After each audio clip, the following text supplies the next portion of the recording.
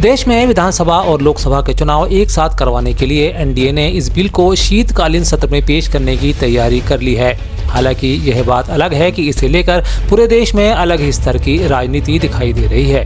अलग अलग बयानों से आम जनता को इसका मतलब समझने में दिक्कत भी जरूर आ रही होगी। ऐसे में हम आपको बताने जा रहे हैं इस पूरे मसौदे की विस्तृत जानकारी। बता दें, एक देश एक चुनाव के प्रस्ताव को मोदी कैबिनेट ने मंजूरी दे दी है। पूर्व राष्ट्रपति रामनाथ कोविंद की अध्यक्षता में बनी कमेटी की रिपोर्ट के बाद इस प्रस्ताव को मंजूरी दी गई है। मसौदे के अनुसार कमेटी में सभी विधानसभाओं का कार्यकाल 2029 तक करने का सुझाव भी दिया है। बता दें, पूर्व राष्ट्रपति रामनाथ कोविंद की अध्यक्षता में बनी कमेटी ने इसी साल यानी 14 मार्च को राष्ट्रपति द्रौपदी मुर्मू को अपनी रिपोर्ट सौंपी थी। वन नेशन वन इलेक्शन की यह रिपोर्ट 18,626 पेज की है। मैं लाल किले से तिरंगे की साक्षी में देश के राजनीतिक दलों से आग्रह करता हूं, देश के संविधान को समझने वाले लोगों से आग्रह करता हूं कि भारत की प्रगति के लिए, भारत के संसाधनों का सर्वाधिक उपयोग जन सामान्य के लिए हो, उसके लिए वन नेशन वन इलेक्शन के सपने को साकार करने के लिए हमें आगे आना चाहिए। बार बार चुनाव इस देश की प्रगति में रुकावट बन रहे हैं। हालांकि यह इतना भी आसान नहीं होगा जितना दिखाया जा रहा है। आइए हम कुछ आंकड़ों के जरिए आपको समझाते हैं।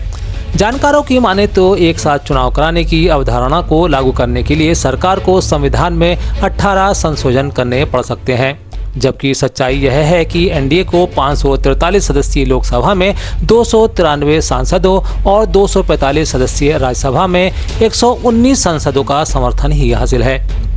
ऐसे में मसौदे के पास होने के लिए जरूरी है कि मतदान के दिन लोकसभा के सभी यानी 543 सदस्य उपस्थित हों।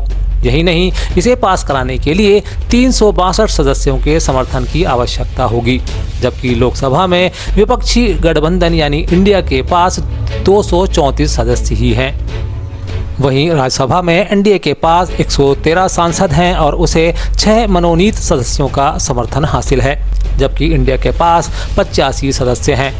यदि मतदान के दिन राज्यसभा के सभी सदस्य उपस्थित हों तो 2/3 सदस्य यानी 164 सदस्य ही होंगे। बताना यह भी जरूरी है कि फिलहाल वन नेशन वन इलेक्शन को लेकर मैदान में उतरने वाली भाजपा के पास केंद्र में पूर्ण बहुमत नहीं है। साफ साफ कहा जाए तो 15 पार्टियां इसका खुला विरोध कर चुकी हैं। यह भी कि पूर्व राष्ट्रपति रामनाथ कोविंद की अगुवाई वाली समिति ने इस मामले पर पहले ही 62 राजनीतिक पार्टियों से संपर्क किया है। इनमें से 32 ने समर्थन, जबकि 15 पार्टियों ने इस पर अपना विरोध जताया था। साथ ही 15 ऐसी पार्टियां थी जिन्होंने कोई जवाब अब तक नहीं दिया। यही नहीं, बीजेपी की सहयोगी टीडीपी भी इस कानून के मूड में नहीं दिखाई देती। हालांकि जेडीयू और एलजेपी ने इसके लिए हामी भर दी है। We started off with one election, right? When we started our elections, why do we have different dates? Because in the Indian system, a chief minister can say, actually, in year 2, I feel comfortable enough to win an election, and I'm going to hold an election, right? So, at any point, a chief minister can declare elections, right? So, obviously, that's why this has happened. जबकि खुलकर विरोध जताने वाली पार्टियों में Congress, Samajwadi party, आम आदमी party, CPM और बसपा समेत 15 पार्टियों ने इसका विरोध किया है। जबकि Jharkhand Mukti Morcha, TDP, Indian union मुस्लिम लीग समेत 15 पार्टियों ने कोई जवाब नहीं दिया। अब बताते हैं इसमें नया क्या है। आपको बता दें कि भारत के लिए यह कोई नया कॉन्सेप्ट नहीं है। देश में आज़ादी के बाद से 1967 तक लोकसभा और विधानसभा के चुनाव 7 कराए जा चुके हैं। वहीं 1952, 1957, 1962 और 1967 में दोनों चुनाव एक साथ हुए थे, लेकिन राज्यों के पुनर्गठन और अन्य कारणों से चुनाव अब अलग अलग समय में कराए जाने लगे। अब जबकि मसौदा तैयार है, तब विपक्ष और इंडिया गठबंधन के नेताओं ने इसके विरोध में अपने तर्क दिए हैं। राजद नेता मनोज कुमार झा ने इसे लेकर कुछ सवाल भी उठाए हैं। वे कहते हैं, यदि किसी प्रदेश में बनी हुई सरकार गिर जाती है तब क्या होगा? क्या आप राष्ट्रपति शासन लगाएंगे? क्या राज्यपाल के माध्यम से अगले चुनाव तक व्यवस्था होगी या फिर से चुनाव किए जाएंगे? देखिए, मैं सीधी सी बात कहता हूँ कि और लगातार इस बात को मेरी पार्टी कहती रही, इस देश में वन नेशन वन इलेक्शन था भाई। मोदी जी कोई नायाब हीरा नहीं उठा के ला रहे हैं हम। 1962 के बाद वो माला क्यों टूटी?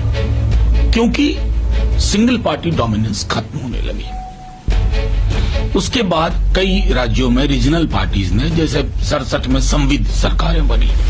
आज मैं पूछ रहा हूं कि मुझे मसौदा देखना है, क्योंकि ये टिप्पणी बगैर मसौदा देखे हो रही है। मसौदा देखूंगा। अब मान लीजिए चुनाव होता है, ए one nation one election. Uttar Pradesh में किसी की सरकार नहीं बनती है या बनी हुई सरकार गिर जाती है 10 दिन के अंदर, फिर क्या होगा? महाराष्ट्र के नेता और शिवसेना सांसद संजय राउत ने भी वन नेशन वन इलेक्शन को लेकर सवाल उठाए हैं। वे तंज कसते हुए कहते हैं यह देश के लोकतंत्र के खिलाफ है। कुछ दिन में इसे बदलकर नो नेशन नो इलेक्शन कर दिया जाएगा। देखिए, ये लोकतंत्र के खिलाफ ये निर्णय है। ये देश बहुत बड़ा है, महान है। देश की लोक संख्या, पॉपुलेशन इतनी बड़ी है कि देश में इतने प्रदेश और प्रांत और भाषा की विविधता है। तो ऐसे में ये जो निर्णय लिया है वन नेशन वन इलेक्शन, ये संविधान और लोकतंत्र को मान्य नहीं। संविधान। जबकि सपा प्रमुख अखिलेश यादव कहते हैं क्या महिला आरक्षण लागू होगा? क्या सरकार तैयार है? कब तक लागू होगा? वन नेशन वन इलेक्शन की रिपोर्ट 18,626 पेज लंबी थी और इसे 191 दिनों में पूरा किया गया था। इसी से पता चलता है कि किस तरह की चर्चा हुई होगी। यह भाजपा की रिपोर्ट है, one nation one election one donation. देखिए, ये बड़ी साजिश है दरअसल, आपको हमको सबको उलझाने में। आपको याद होगा महिला आरक्षण की बात हुई थी। क्या महिला आरक्षण लागू हो जाएगा? 18,626 पेजेस की रिपोर्ट थी ये वन नेशन वन इलेक्शन, और 191 दिनों में पूरी हुई है ये पूरी। लगभग 100 पेजेस प्रतिदिन का आंकड़ा है अगर हम हिसाब किताब लगाएं तो। इसी से पता चलता है कि इसके बारे में कितना सतही पर दिखावटी चर्चा हुई होगी। तो सोचिए कितना चर्चा हुई होगी। अगर इतनी बड़ी रिपोर्ट थी 18,626 पेजों की, तो क्या चर्चा हुई होगी उस पर? उधर अमेरिका की यात्रा से लौटने के बाद भी राहुल के बयानों को लेकर भारत की सड़कों पर कोहराम जारी है। इसकी वजह वह बयानबाजी है जिसे भाजपा के नेताओं ने दिए हैं। कांग्रेस इसे लेकर लगातार अपना प्रदर्शन जारी रखे है। इसी क्रम में आज लोकसभा में नेता प्रतिपक्ष के विरुद्ध अनर्गल बयानबाजी करने वाले केंद्रीय मंत्री रवनीत सिंह बिट्टू, उत्तर प्रदेश सरकार में मंत्री रघुराज सिंह एवं शिंदे गुट के विधायक संजय गायकवाड़ का देवास में युवा कांग्रेस ने पुतला फूंका। वहीं मुंबई में भी कांग्रेसी कार्यकर्ताओं ने भाजपा नेताओं द्वारा नफरत भरी बयानबाजी के खिलाफ अपना विरोध प्रदर्शन करा है। भारतीय जनता पार्टी और मोदी जी के पास कुछ बचा नहीं है। केवल राहुल जी की झूठी आलोचना, झूठ बोलना, यही बचा है। ये कितना प्रैक्टिकल है। आज किसी सरकार का नो कॉन्फिडेंस मोशन आ जाए और भंग करनी पड़े तो क्या करेंगे? वहीं एक तरफ जब कार्यकर्ताओं के द्वारा विरोध प्रदर्शन की खबरें आम हो रही हैं, तब मध्य प्रदेश के पीसीसी चीफ जीतू पटवारी ने खुलकर बयान दिया है। एक मौके पर वे कहते हैं कि मध्य प्रदेश में नफरत और घृणा से भरी भाजपा राहुल गांधी जी की हत्या करना चाहती है, लेकिन भाजपा कान खोलकर सुन ले। राहुल जी के बाल को भी छूने से पहले उन्हें करोड़ों कांग्रेसियों से टकराना होगा। देश में भारतीय जनता पार्टी की सोच, विचार, नफरत और घृणा की है।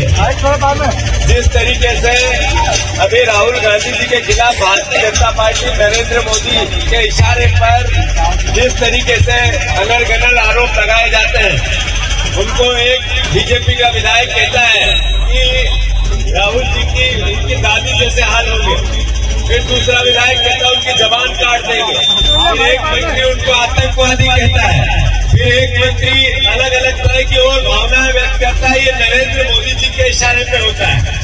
मैं आप सबसे जहाँ उपस्थित परिवारजनों से आग्रह करना चाहता हूँ, क्या राहुल एक बार फिर से सभी यहाँ उपस्थित साथियों से 6,000 रुपया सोयाबीन के भाव होने चाहिए कि नहीं होने चाहिए? अरे 3,000 रुपये गेहूं के दाम होने चाहिए कि नहीं होने चाहिए? अरे 3200 रुपये धान के दाम होने चाहिए कि नहीं होने चाहिए? शिवराज जी यहाँ से विधायक बन के, सांसद बन के, देश के मंत्री बने कृषि मंत्री, उनको इस बात पर ध्यान देना चाहिए कि नहीं देना चाहिए? हम सब चलेंगे नरसुला में और फिर वहां पे आगे की बातें करेंगे। आप सब आगे कर लो गाड़ी आपकी अपनी। उधर जब कांग्रेस ने पूरे देश में माहौल तैयार कर दिया है, तब भारतीय जनता पार्टी ने अब इसके काउंटर की तैयारी कर ली है। यही कारण है कि अब मध्य प्रदेश में भी भाजपा ने राहुल गांधी के खिलाफ एफआईआर दर्ज कराई है। बता दें, आज मध्य प्रदेश भाजपा के प्रदेश अध्यक्ष वी.डी. शर्मा ने क्राइम ब्रांच थाना MP नगर पहुंचकर मामले की शिकायत दर्ज कराई है। आज भारतीय जनता पार्टी मध्य प्रदेश ने राहुल गांधी के खिलाफ MP नगर थाने में क्राइम ब्रांच में FIR दर्ज कराई है। राहुल गांधी लगातार भारत के प्रधानमंत्री, दुनिया के सर्वाधिक लोकप्रिय नेता, संवैधानिक व्यक्तित्व के ऊपर लगातार उनका अपमान करने का काम, उन पर लगातार इस प्रकार के प्रहार उन्होंने किए। आज माननीय राष्ट्रीय अध्यक्ष JP नड्डा जी ने भारतीय जनता पार्टी के कांग्रेस के राष्ट्रीय अध्यक्ष खड़गे जी को पत्र लिखा है और लिख करके याद दिलाया है कि किस प्रकार से भारत के प्रधानमंत्री नरेंद्र मोदी जी के खिलाफ राहुल गांधी ने 100 बार, एक बार नहीं 100 बार अपमान किया है।